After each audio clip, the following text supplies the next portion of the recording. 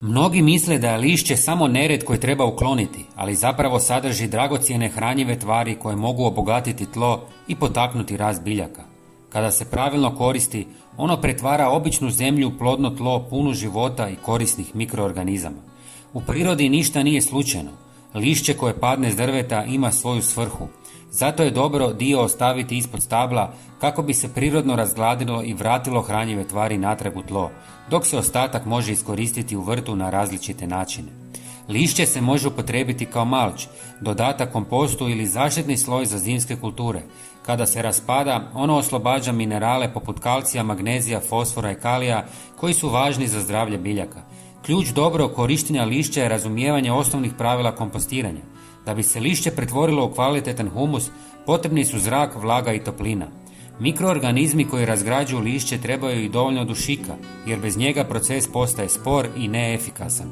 Suho lišće ima puno ugljika, pa mu treba dodati izvor dušika poput stajskog gnoja, kopriva ili zelene trave.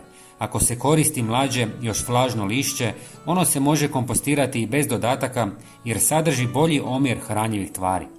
U praksi se lišće može složiti u slojevima u vrtu ili u kompostnoj hrpi. Na dno je dobro staviti grublji materijal koji omogućuje drenažu, zatim sloj lišća debljine oko 20 cm, a preko njega sloj zelene mase ili gnoja. Sve treba zaliti vodom i povremeno prozračiti. Na taj način nastaje prirodan kompost bogat hranjivim tvarima. U mom vrtu najviše koristim lišće voćaka poput breskve i jabuke jer sadrži mnogo minerala koji poboljšavaju strukturu tla. Osim kompostiranja, lišće se može koristiti kao malč. Kada se položi oko biljaka poput kelja, cikle ili mrkve, ono štiti tlo od isušivanja, čuva vlagu i sprečava rast korova. U zimskim mjesecima djeluje kao prirodni izolator i štiti korijenje od smrzavanja. Osim toga, mikroorganizmi koji razgrađuju lišće nastavljaju raditi i tijekom hladnih dana, pa tlo ostaje živo i plodno. Ovakva metoda posebno je korisna u permakulturnim vrtovima jer stvara samoodrživ sustav bez potrebe za umjetnim gnojevima. Ako planirate sadnju zimskih kultura poput krumpira, sloj lišća može služiti kao prirodna zaštita i gnojivo. Kako se lišće razgrađuje, polako otpušta hranjive tvari i hrani korijenje biljaka.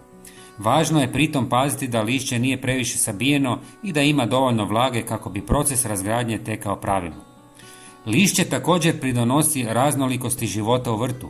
U njemu se zadržavaju korisni kukci, gliste i mikroorganizmi koji prirodno obnavljaju tlo. Oni stvaraju humus, poboljšavaju strukturu zemlje i potiču cirkulaciju zraka i vode. Takvo tlo bolje upija vlagu i omogućuje biljkama da snažnije rastu. Za vrtove koji su već plodni, dovoljno je svake jeseni dodati novi sloj lišća. To osigurava stalni dotok hranjivih tvari i održava mikrobiološku aktivnost. Kod novih gredica najbolje je slagati slojeve. Na dno grančice, zatim lišće, preko njega sloj zelene mase i sve povremeno zaliti. Nakon nekoliko tjedana proces razgradnje već počinje, a u proljeće se može saditi izravno u to tlo. Lišće se može kombinirati i sa ostacima iz kuhinje, poput kore od povrća ili voća, što dodatno obogaćuje kompost. Sve to doprinosi smanjenju otpada i stvaranju prirodnog ciklusa hranjivih tvari. Na taj način vrst postaje zdraviji, samoodrživ i otporniji na sušu.